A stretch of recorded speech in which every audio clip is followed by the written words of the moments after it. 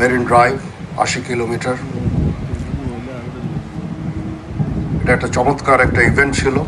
৩০০-র উপরে পার্টিসিপেন্ট, মহিলা পার্টিসিপেন্টরাও ছিল। আমরা এ ধরনের প্রতিযোগিতা আরও আমরা আয়োজন করব ইনশাআল্লাহ।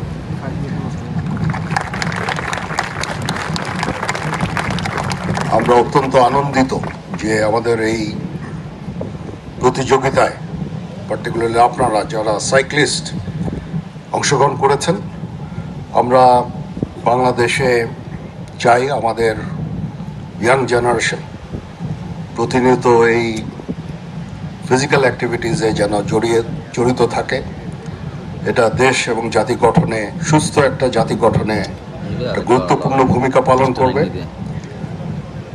আমরা দেশের বিভিন্ন জায়গায় ম্যারাথনের উপর আয়োজন করে থাকি।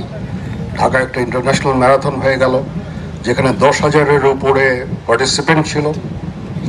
চিটাগাংয়ে আমরা একটা ম্যারাথন করলাম, সেখানেও প্রায় 1200-1300 জন ম্যারাথনার ছিলেন। আমরা বিভিন্ন জেলা শহরগুলোতেও এই ধরনের প্রতিযোগিতার আমরা আয়োজন করব।